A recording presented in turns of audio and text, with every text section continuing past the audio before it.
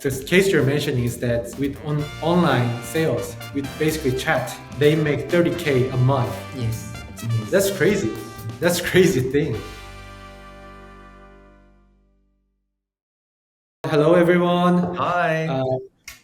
I'm Josh, and this is Coffee Table. Yes. So Coffee Table is a content that we chat with meaningful agendas with like experts, and we want to bring really great contents and great talk, basically podcast contents to our United States audiences. So this is very first episode that we try. So yeah, let's start this. The concept of this content, we just named it Coffee Table. And did you guys bring your coffee today? Yeah. Well, it's not coffee, but yeah, it's coffee. Yeah, all right. What is that? Explain Corn that. tea, actually. Really good. Conti from Hokkaido. Corn. Okay, yes, corn tea. Okay. And now I want to introduce my team in Japan. Jay, Carlos, please introduce yourself. Hi. Hello. Okay, I'm Jay. I'm in charge of a channel corporation in Japan. I've been in Japan for 10 years. I'm going to speak in Japanese, so Carlos will translate in English. Right, okay. Hi. Hi, I'm Carlos. I work here in Japan with him, and I basically look after our business development circle. So we're very much focused on generating leads, nurturing prospects. Yeah, so that's what we do. Yeah, so today we wanted to talk about e-commerce in Japan in general. And there are some very interesting aspects that I think it's a great learning from the brands from states who wants to improve their online customer experience, especially for the sales and also customer support.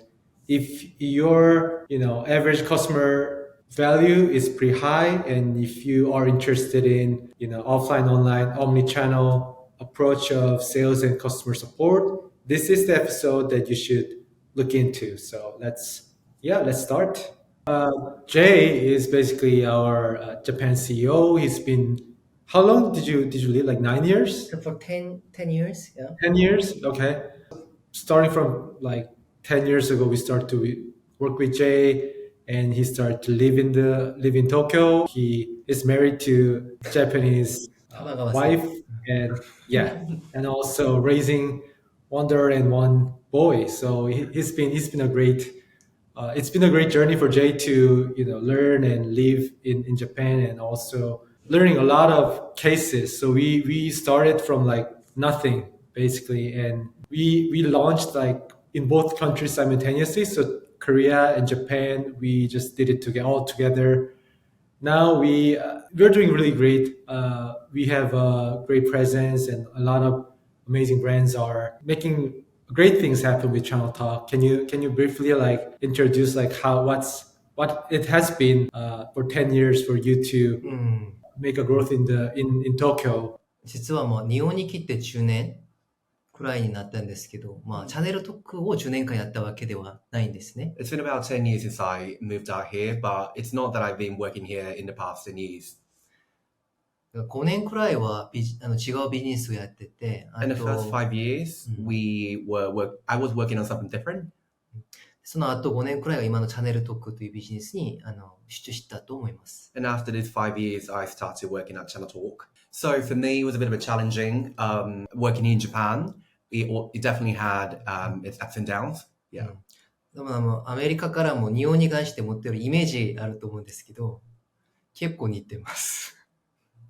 I guess people from the States, they would have some sort of stereotype about working in Japan. But I guess those people could be right. Yeah. Okay. So stereotype is like accurate. Carlos, let's talk about you. Please, All right, okay. Please like briefly introduce yourself and how it has been your journey with Channel Talk. Absolutely. Right. Working at Channel Talk, it's been definitely fun.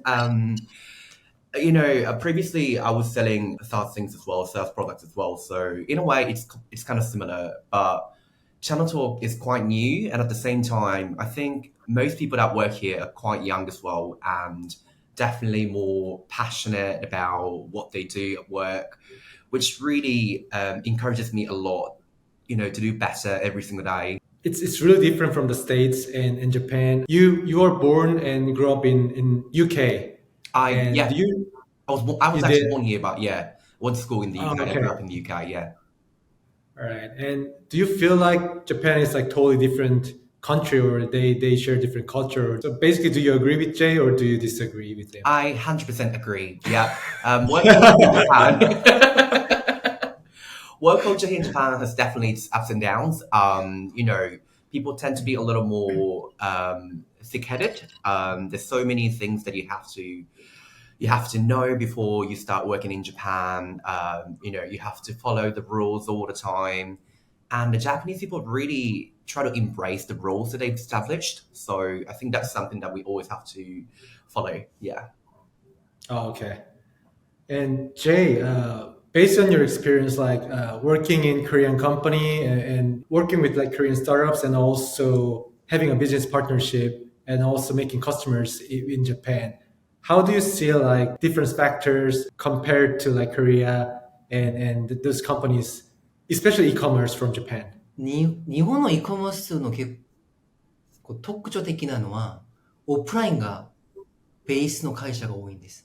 E-commerce companies in general here in Japan, though, they usually do business offline, and then, well, after a while, they usually start doing something online. So that's the difference here in Japan.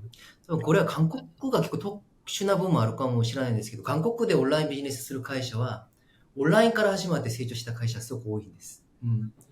This might be special for South Korea, but in South Korea, there's so many companies that started their business online, and then they grew from that phase. 多分私の感覚ではアメリカは土地もあるようなイメージなんですね。And I think the States has both, business models, basically. Yeah, I agree with you. I mean, even in Korea, there are like two ways. Those who started from offline, actually later they moved on to online because like D2C brands were attacking the market so fast, and they had to adopt like what it is to like run a brand in online, right? And what I witnessed in Japan is I think we shared a very similar experience. Like a lot of the attempt of like D2C weren't too successful. Like small brands during the COVID, it was like skyrocketing. But after the COVID, the ones who had like majority of the business in offline, they still do it very well. And meanwhile, they followed up, right? And there, I think they are still the mainstream who controls like online e-commerce. And it's very tough decision for small companies who just don't like operates in online business. So is that right in your perspective? Right, so obviously in Japan, offline business is the main thing. So their perspective is a little bit different. Yeah, I think that's very unique. What's happening in Japan? I haven't honestly saw anything like that in anywhere else. Even if we have like customers in the States, we have customers in Canada and North America. We talk about it, and like you mentioned, there are two cases, like those who jumps in, like starts from manufacturer to just D2C, or they have successfully operate in offline, but they honestly they don't really know how to operate or sell in online, so they need to learn about this. I think in Japan it's very advanced. The companies like United Arrows, like Beams, June, those cases were very interesting because they take their mission to be sellers, right? So even in offline, they are very strong sellers, and they define their jobs to purchase and sell the good product. And it was very interesting to see that they take their mission to make that happen in online business as well. In Japan, well, as I mentioned earlier, they consider an offline business as some sort of branch that they have, just like a shop that they have. Can you share some like examples of success cases of creating omnichannel experience from our like customers, I guess, like iconic cases? The only two branches in Japan, Union Tokyo, yeah. A lot of people from different parts of Japan, they come down to their store to shop, and then obviously those people who came down to Tokyo for shopping when they go back to their hometown and they start purchasing online. Those people know that they're being assisted by someone, so they remember their names. So when they go back to their hometown, they're going to know exactly who they should be talking to. So from the perspective of customers, buying things online, offline doesn't really matter because they know who they should be talking to anyway. So you have no choice but to become a fan of that brand. Yeah, that's amazing story. But how do you think like they became that way? I think it's obvious that many brands they want to do what they do, like Union Tokyo does, like make creating omnichannel, providing best like customer experience.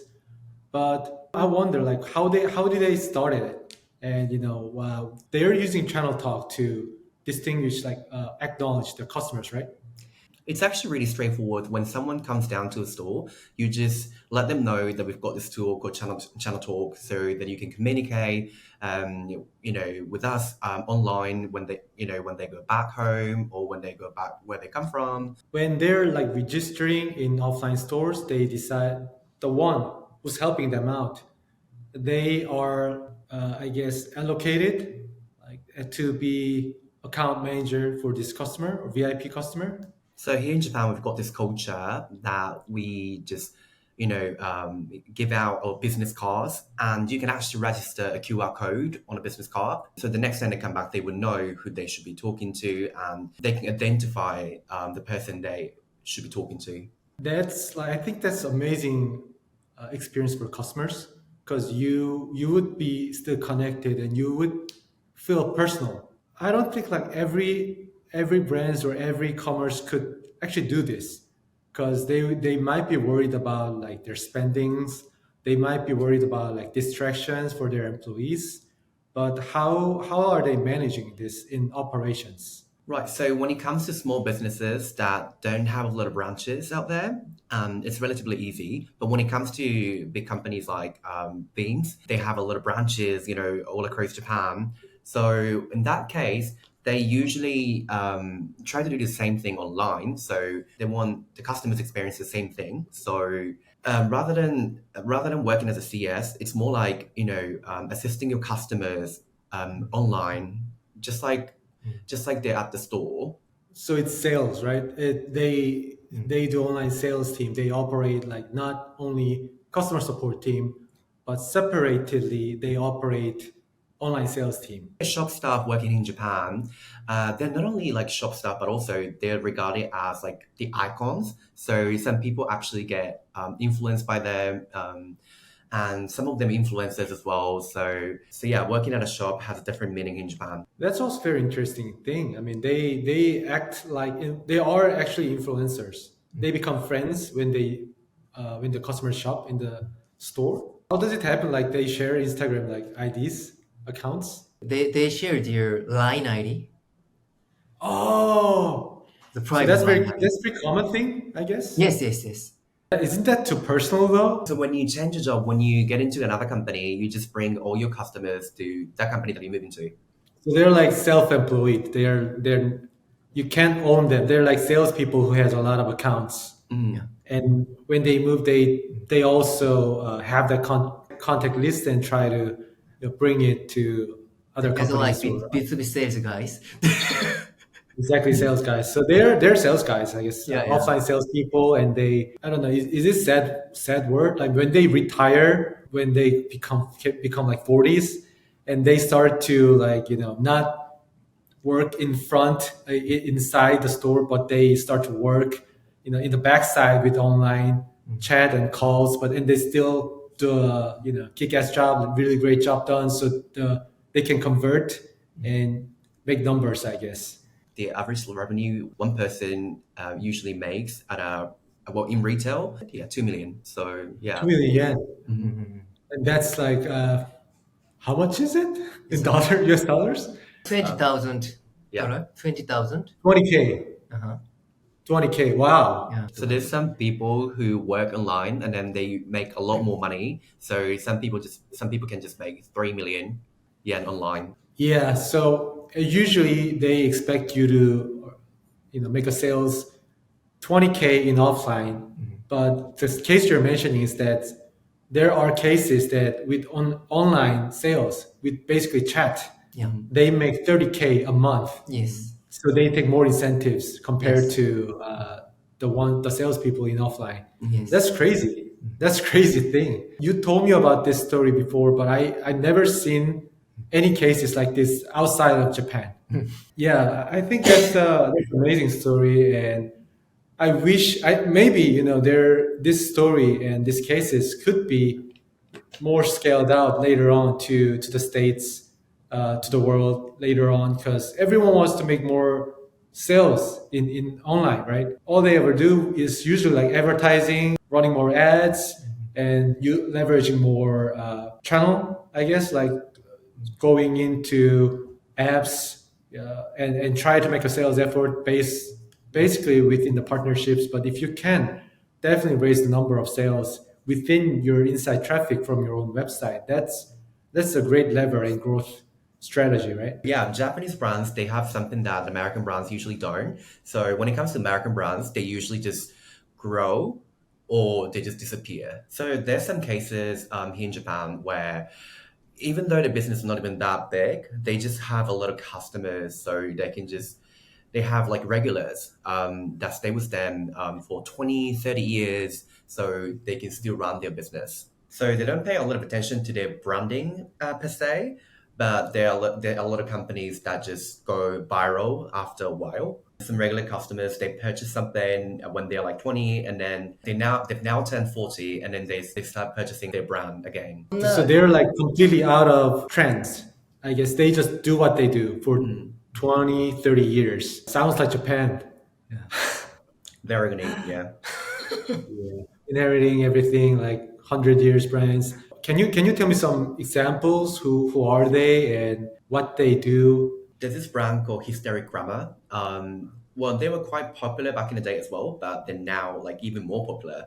I remember recently I read an article of the CEO, the founder of Hysteric Glamour. I think he was crazy for second hand shop. Then he was so inspired by like American culture and the clothing, so he wanted to like make a brand that feels like second clothing, and when it goes to second hand shop, it still feels like qualified. Yes, a very interesting approach. So I usually, when you recently, including like Visbeam, when you see something really going, with a high quality luxury with American like clothing, usually they're Japanese brands. So I think I find They that say funny. it's a American casual, but there is no American and no casual.